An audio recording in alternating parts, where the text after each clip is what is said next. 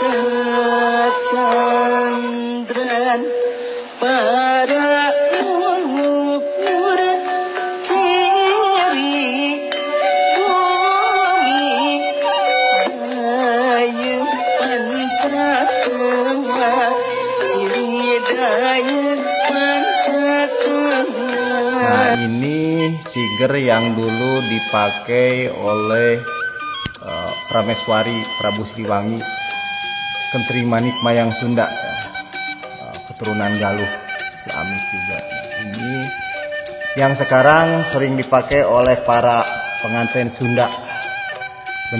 Bentuk dari siger Sunda, pengantin Sunda yang sering dipakai oleh pengantin Sunda ya ini, yang dulunya dipakai oleh Prameswari atau putri atau istri dari Prabu Siliwangi, Kentering Manik Mayang Sunda ya, keturunan Galuh. Nah,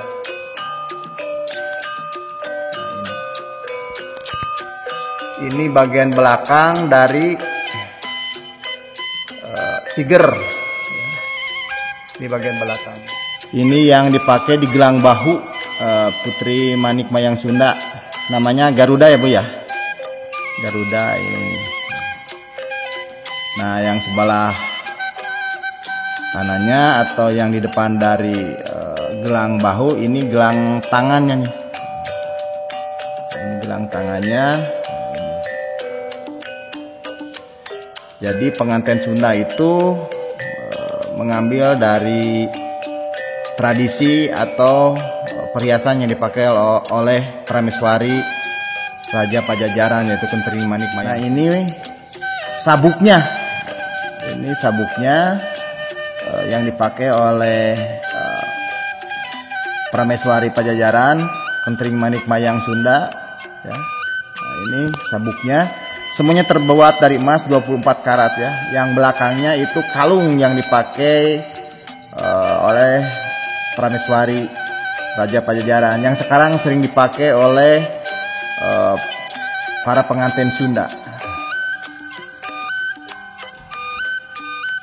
Ini juga sama sabuknya, yang di belakangnya itu kalung, yang di depannya itu biasanya yang dipakai di sanggul. Nah, di sanggul ya, di sanggulnya nih.